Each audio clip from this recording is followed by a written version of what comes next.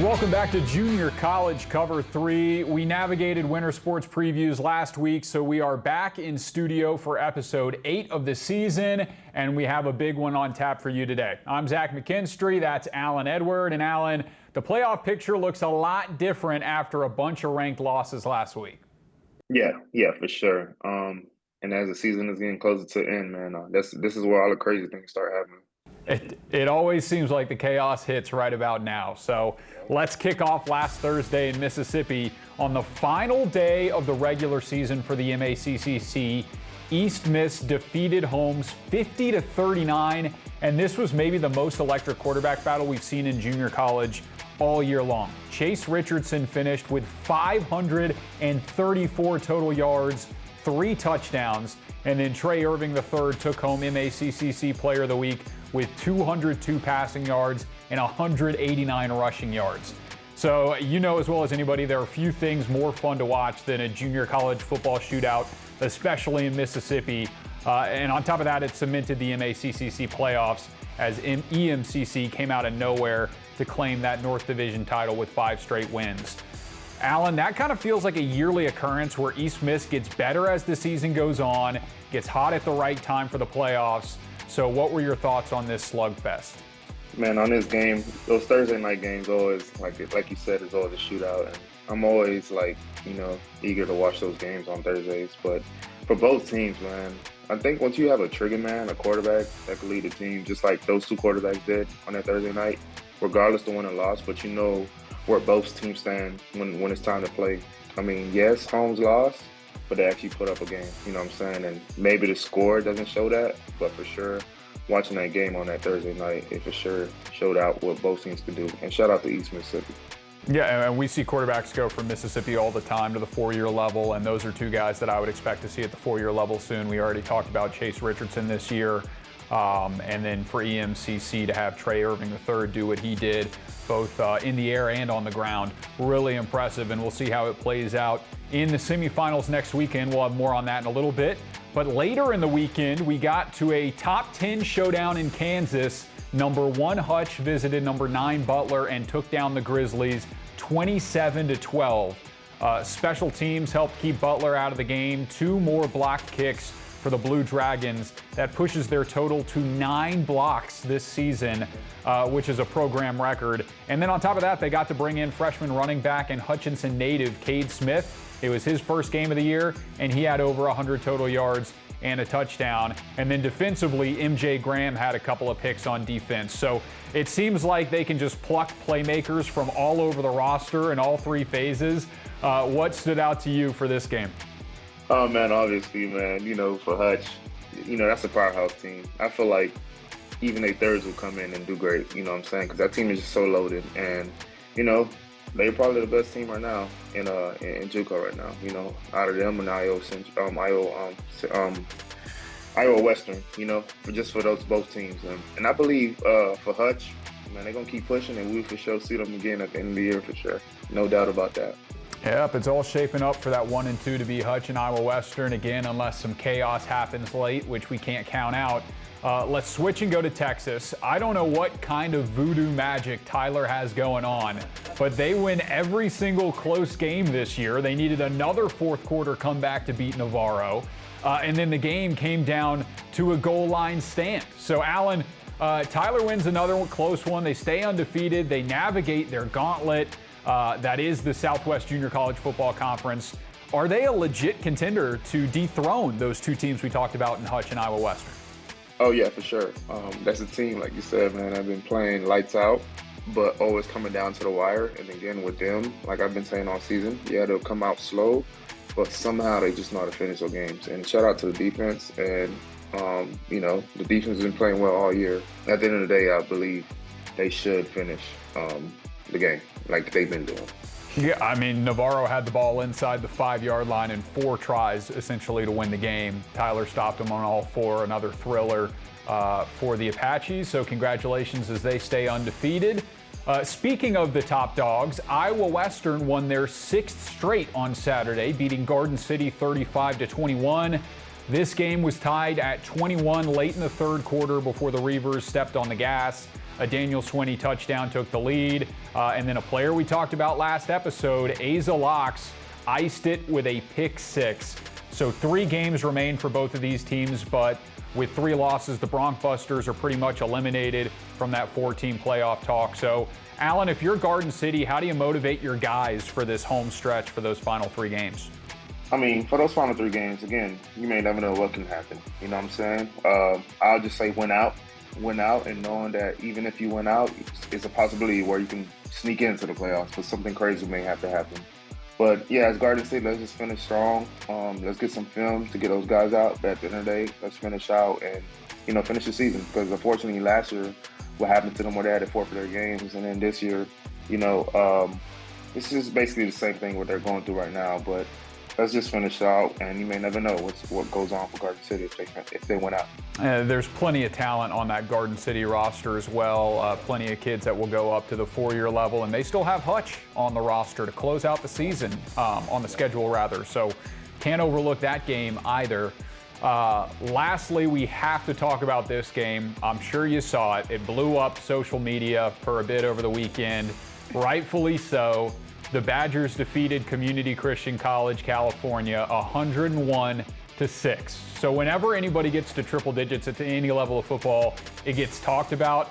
We almost had it last year with a 99-0 win for Hutch, and then this CCC team lost 98-0 to Georgia Military earlier this year. Yeah. So credit the Saints for scheduling these tough opponents that are a little bit out of their weight class, but the Badgers got to flex their muscles a little bit. With that being said, I wanted to run through some of the stats. Offensively, nothing too crazy because Snow had good field position on pretty much every possession. But defensively, the Badgers had 2 safeties, 4 interceptions, and allowed 8 total rushing yards in their 95-point win. So, any comment? I mean, sounds like some college football stats right there, man. But that's college football game stats right there. I mean, that's kind of wild. But shout out to Snow for the 101. Hopefully, Community Christian comes in and don't let that beat you down too much. Just focus on your plan and your goal, what you got to do for next season. Yeah, and again, got to give them credit for playing those tough teams and at least get those kids that experience. So, and then for Snow, releasing a little bit of that anger, and hopefully we'll see that carry over into the Southwest Junior College Football Conference next year. Well, okay, those were the big games that were on the docket last weekend. We've got some really important ones coming up this weekend, so stay with us here on JUCO Cover 3. We'll be back in a moment to talk about this weekend's top games. For the last 87 years, the NJCAA has provided academic and athletic opportunities to thousands of student athletes. However, several rules make it more challenging for 2-year college transfers. Recently, 16 national coaches associations, led by the National Fast Pitch Coaches Association, sent a request for change to NCAA leadership to make the rules the same for all transfers. We commend their leadership and stand together in support of same game, same rules. Credit Union One Free Checking has everything you need to bank on the go, make deposits and more with our highly rated mobile app. And get your direct deposit up to 2 days sooner with CU1 Early Pay. Open your account in minutes at creditunion1.org. Introducing CU1 High Yield Checking, the account that rewards you for everyday banking. Earn up to 5.25% APY when you make qualifying transactions each month. No minimum or opening balance required. Get started at cu1.com/high yield checking. Welcome back. Let's dive into some important games this weekend. First up is Iowa Western and Butler. The Grizzlies put up a good fight against Hutch at home, and they got rewarded by getting to play the number 2 team in all of junior college football this weekend. So, Alin, first game to look at. What do you want to see from the Grizzlies on Saturday? Obviously, for the Grizzlies, I don't want them coming in thinking they're going to lose a game, which I doubt that's what they do.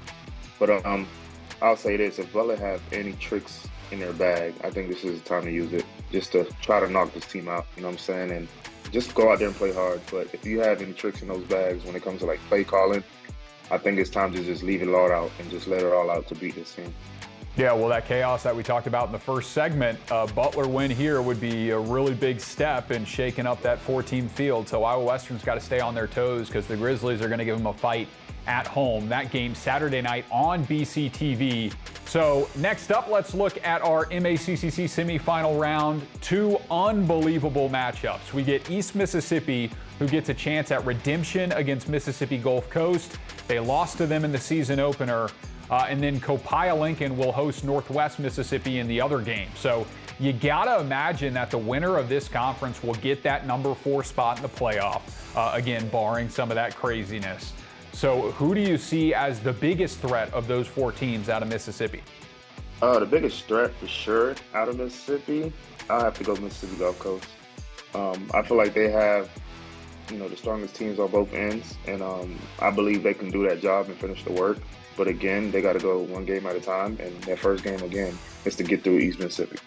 And we've seen it in college football before. It is really hard to beat a team twice in a season, and Gulf Coast will have to do that if they want to get to that MACCC final.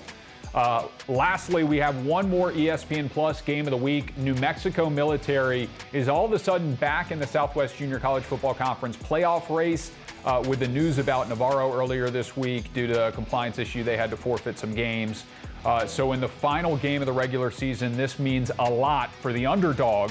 What are you expecting to see out of this matchup between Navarro and Nimi? Obviously, for both teams, we know what they can do offensively, but it comes down to the wire what they can do on defense for both teams. And I feel like both teams wouldn't say struggle at times, but they had times where it was hard for them to stop certain things in certain situations, third down situations.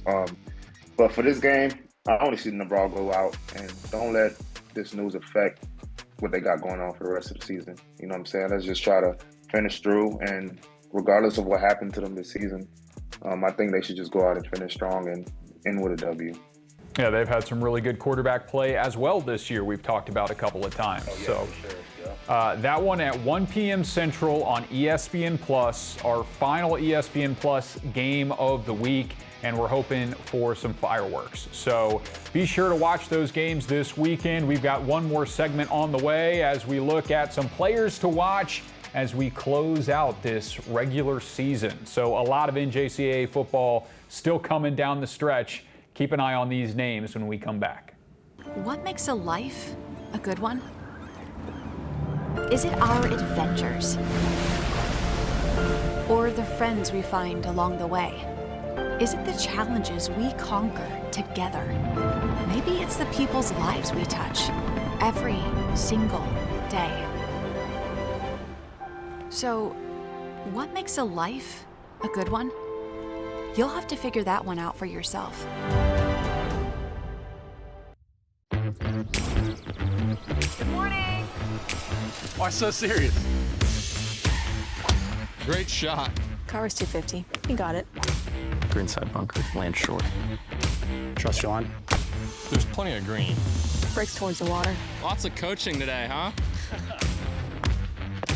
We're one up. When you strive to be the best, you need the right insights. Zurich has insurance solutions and risk strategies to help prepare your business for tomorrow. Welcome back to JUCO Cover 3. Zach McKinstry and Alan Edward. We are talking about some players to watch, primarily from the number 1 team in the country, Hutchinson. They've got a star in Derek Sally Jr., who has been lighting up the stat sheet. Oh, yeah, for sure. Derek, man. Derek is a receiver, about like 6'3". This is a guy who's a stud at the receiver position. And he's one of the receivers that's not going to just run routes and just ask for the ball, cry for the ball. He does all the work. When it comes to blocking, he breaks down, does everything right. He's a dude that can run every route on a route tree. And I love how Hutchinson is using him in the slot, motion him. And he shows a lot what he can do, and he has high potential. He picked up 2 offers from Kansas State and Illinois yesterday. So I like this kid. I like what he does, and his quarterback is also good too. And I look forward to the rest of the season of what he's doing. Yeah, we're going to see him continue to shine. Speaking of Hutch quarterbacks, we were talking about Samari Collier beforehand. He's a Coastal Carolina balling out right now, and he was getting it done for them last year in that national championship game. So A lot of good things coming out of the Blue Dragons football program, and another star on the rise in Derek Sally Jr.